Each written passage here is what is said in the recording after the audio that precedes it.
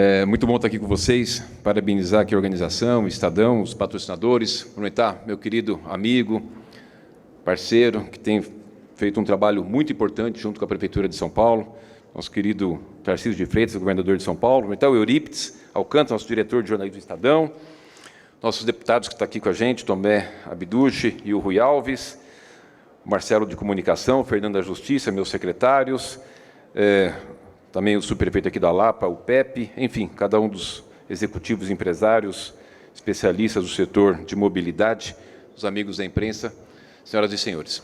Falar de mobilidade é algo que requer muito entusiasmo por parte de alguém que está responsável pela Prefeitura de São Paulo, pela nossa gestão. Uma cidade que cresceu enormemente, sem poder ter a oportunidade de ter um planejamento, com 12 milhões de pessoas, 7 milhões de veículos que circulam por dia na cidade, 1.300.000 motos, 102 quilômetros de metrô, se não me engano, né, Tarcísio? E deve ter em construção uns 36 quilômetros ou mais, que põe na mão do Tarcísio, tudo vai crescendo, tem essa capacidade de gestão e de ampliar as ações de políticas públicas, mas, enfim, é uma cidade que tem, nas suas regiões periféricas, uma quantidade muito grande de habitação e a concentração do emprego, na sua grande maioria, nas regiões centrais.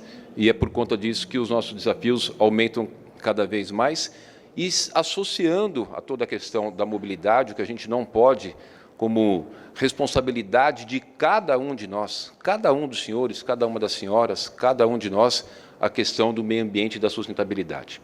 Então, nós temos feito um trabalho que eu considero muito importante do ponto de vista da questão do desenvolvimento econômico e que traz a questão da mobilidade, mas para e passo, discutindo as questões de meio ambiente e de sustentabilidade.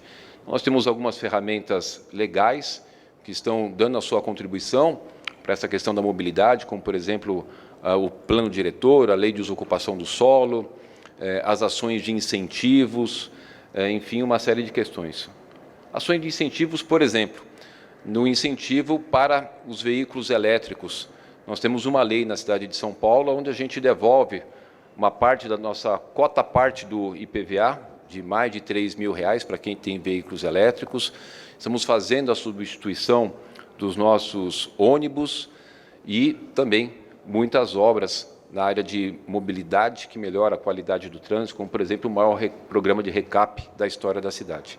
Nós chegamos agora em 15 milhões de metros quadrados, o que dá para sair daqui, do local que nós estamos, irmos até o Acre e voltar. E até o final do ano passado, nós completaremos 20 milhões de metros quadrados. Por que eu estou falando do recap? Porque a questão de mobilidade também envolve muito a questão da segurança, né? Quando você tem uma cidade com um asfalto melhor, você diminui as possibilidades de acidente, possibilidade de óbitos, a questão da fluidez dos veículos, quebra menos veículos, melhora a questão do trânsito, que também é algo fundamental. Um investimento muito forte nas questões do transporte coletivo, que o nosso grande desafio é incentivar o transporte coletivo e desincentivar o transporte individual, que é uma cultura nossa muito forte. Quem aqui, quando mais jovem, não tinha um sonho de fazer 18 anos, agora é 16, mas na minha época era 18, para poder tirar a carta e ter um carro. O grande sonho das pessoas sempre foi ter o carro e a gente acabou criando essa cultura no nosso país. E você fazer as ações para incentivo do transporte coletivo requer uma série de ações, como, por exemplo, nós estamos pelo 4º ano consecutivo da tarifa de ônibus congelada, não vendo só a questão do contexto ali financeiro, mas dentro do contexto da política pública de mobilidade. Nós tínhamos 9 milhões de passageiros em 2019, antes da pandemia, agora temos 7 milhões de passageiros. Gente, eu vou falando rápido, porque o tempo é muito pouco para compartilhar tanta informação, tá? Então, se eu for muito rápido, aí vocês vão dando um toque para mim, mas eu queria poder, o máximo possível, compartilhar coisas legais. Então, a gente tinha 9 milhões de passageiros no transporte coletivo em 2019, agora 7 milhões, então a gente precisa trazer esses passageiros de volta, a gente precisa melhorar a questão do trânsito, e melhorar a questão do trânsito é muito dessas ações que o governo do Estado tem feito de ampliação das linhas do metrô e da CPTM, da gente poder melhorar a questão do transporte. Por exemplo, nós já estamos com a fase 1 do BRT Radial Leste licitado e contratado. Vamos dar início de obras nos próximos dias. Um investimento de 1,4 bilhões de reais, parceria com o Governo do Estado de São Paulo. Também o BRT Aricanduva, financiamento do BID, está em licitação neste momento. Vamos fazer a extensão da José Ernesto Pinotti em São Miguel, que vai ajudar muito aquela região. As ações de requalificação dos corredores, corredor Itaquera, estou concluindo a obra, corredor Itapecerica da Serra, corredor Imirim, corredor Amador Bueno, corredor Interlagos, fazendo obras importantes nos principais gargalos da cidade, como eu concluí há 2 semanas, um trecho de alargamento da estrada do Alvarenga. O transporte hidroviário, algo fundamental, que era muito importante que vocês conhecessem, para quem evidentemente não conhece, pegando o mapa da cidade, vai poder entender a importância do que é aquele novo modal para a questão do meio ambiente, de trazer as pessoas a utilizarem o transporte por barco e valorizar aquele patrimônio que a cidade tem, tanto a represa Billings, que é onde começou, como a represa Guarapiranga, mas também de poder entender a conjuntura daquela localidade que a região do Grajaú hoje é a região de maior densidade populacional na cidade de São Paulo. Por quê? Nós temos ali o rio Pinheiros, você atravessou, aí você tem Capela do Socorro, Grajaú, Parelheiros, do outro lado da represa Pedreira. Ali, naquela região, além de você ter essa questão da barreira do rio, você tem a represa Billings e ainda corta com uma linha da CPTM de fundamental importância. O Tarcísio, nos próximos dias, deve estar inaugurando a extensão da linha da CPTM, que hoje foi até a extensão Mendes-Vila Natal, e vai elevar essa linha até o Varginha, está em obras. Então, dentro dessa questão geográfica, linha de trem, represa, rio, a mobilidade daquelas pessoas é bastante complexa. Quando você pega o transporte hidroviário saindo da ponta do Grajaú e pegando pela represa o transporte em 17 minutos, ao invés de, evidentemente, depende do horário, mas no horário de pico, você vai fazer em mais de 1 hora para sair do Cantinho do Céu, Grajaú, ali, aquela região muito populosa, para pegar Belmira Marim, Teotônio Vilela e chegar até o local de distribuição do transporte na cidade, que é o metrô e CPTM de Santo Amaro, ou os locais de polo de geração de emprego. Mas eu queria falar, esse relógio ele corre muito rápido, eu queria também poder compartilhar com vocês algo bastante importante com relação à nossa substituição dos ônibus a diesel por ônibus elétrico. Queria também compartilhar que na semana retrasada, a cidade de São Paulo foi uma dentre as 20 cidades do mundo que o Vaticano convidou para uma grande discussão sobre mudanças climáticas, sustentabilidade e meio ambiente. E lá eu pude apresentar o que eu vou aqui, mais resumidamente, reproduzir para vocês. Nós temos na cidade de São Paulo, hoje, a emissão de 64% de dióxido de carbono são provenientes dos veículos que circulam em São Paulo. Pessoal, 64% da emissão de dióxido de carbono que são emitidos na cidade de São Paulo são provenientes dos veículos. Que eu já disse aqui, quantos milhões? 7. Isso. Vou dar 10 para todo mundo. Quantas motos? 1.300.000. Exatamente. Nota 10 para todo mundo. 7 milhões de carros por dia, 1.300.000 motos e 12 mil ônibus. Dos 64% da emissão de dióxido de carbono, praticamente metade é proveniente dos veículos a diesel dos ônibus. Portanto, o que nos sugere tomar como atitude?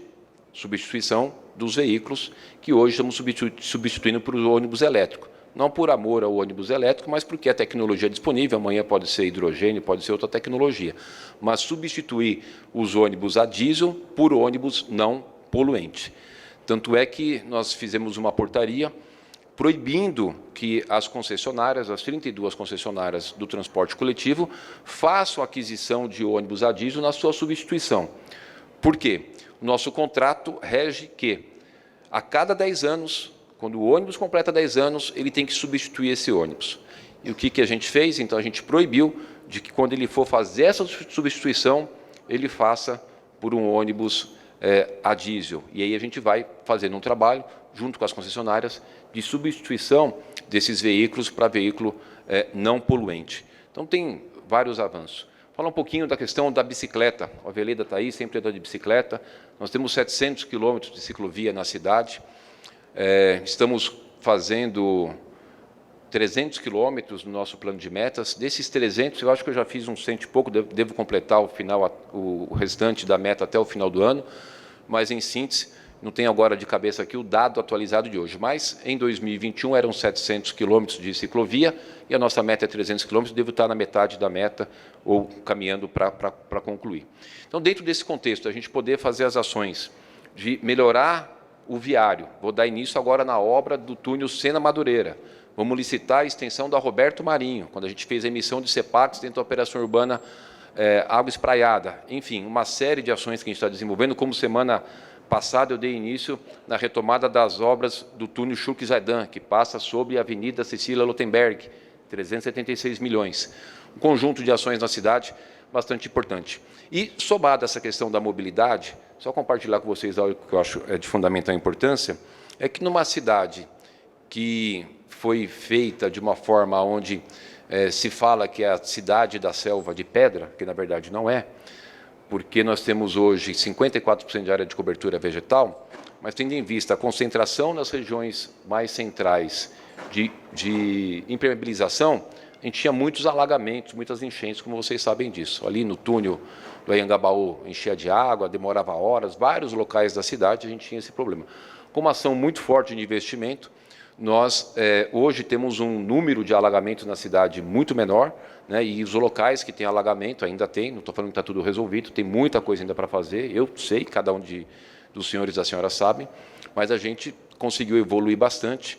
Não tivemos nessas chuvas de janeiro a março, que é o período mais intenso de chuva em São Paulo, nenhum óbito, né, deslizamentos graves, porque a gente atuou muito para eliminar as áreas de risco, mas voltando para a questão da mobilidade, as ações muito fortes da Prefeitura, para poder fazer drenagem, microdrenagem, e as ações aonde você, tendo nas nossas vias um número menor de alagamento, ou quando alaga, tem um retorno muito mais rápido por conta dos investimentos de drenagem, a gente também melhora as questões de mobilidade na nossa cidade. Então, eu acredito muito também no que foi desenvolvido pela Câmara Municipal de São Paulo, nas audiências públicas, o trabalho da Prefeitura de São Paulo, na revisão do nosso plano diretor, aonde nós estamos fazendo um incentivo para as habitações nos eixos, portanto, aproximando mais a moradia do local de emprego e vice-versa, para a gente poder fazer com que as ações de mobilidade tenham um reflexo menor no ganho de tempo para as pessoas poderem andar aqui e se locomover ao seu trabalho. Então, eu queria agradecer muito a oportunidade de estar aqui conversando com vocês, tratar desse tema super importante. Nós hoje temos uma situação muito mais confortável do que anos atrás, que é uma capacidade de investimento. Não existe qualquer ação em qualquer área, na saúde, na educação, na mobilidade, em área nenhuma, se não tiver dinheiro. Quando você faz os ajustes, quando você faz aquilo que tem que ser feito, reforma da Previdência, negociação da dívida, atração de empresas, a gente consegue ter recursos para colocar em prática as nossas ações. E no meu 1 minuto e 30 segundos restantes, eu queria poder compartilhar esse assunto com vocês, que reflete na mobilidade, porque traz recursos para a cidade. Nós tivemos de janeiro de 2021 até março desse ano a vinda para a cidade de São Paulo de 51 mil empresas que existiam em outros estados e municípios e mudaram para São Paulo. Abriram novas 402 mil empresas na cidade, trazendo arrecadação. Essas empresas que vieram para a cidade de São Paulo nos trouxeram uma arrecadação de 1 bilhão e 90 milhões de reais. Portanto, com a atração de empresas, a gente aumenta a arrecadação, mesmo tendo, durante esse período da gestão, reduzido os impostos de várias atividades. Então, quando a gente faz a reforma da Previdência, a negociação da dívida, a atração de empresas, e identifica as ações que a gente pode desenvolver, emprego e renda, como os empreendimentos que estão acontecendo em São Paulo, como também os eventos, tanto na área de esporte, de entretenimento, de lazer, de cultura, a gente traz a arrecadação, e uma vez que a cidade tem arrecadação, ela pode fazer frente às suas necessidades de saúde, de educação. Não estou falando que está tudo resolvido. Eu sei que só vive no país da maravilha Alice, que a gente ainda tem muita coisa para fazer, né? Reitero isso pela segunda vez, mas que nós estamos hoje com planejamento, temos um plano viário para colocar em implantação, temos capacidade de tomar recurso e investir para fazer a substituição dos ônibus por ônibus não poluentes, temos capacidade de fazer as ações para melhorar a questão da mobilidade e, portanto, eu entendo que a gente esteja no caminho certo, principalmente nessa parceria com o Governo do Estado, que de uma forma alinhada e associada, discutindo juntos a política pública, a gente vai poder melhorar a qualidade de vida das pessoas. Muito obrigado, boa tarde.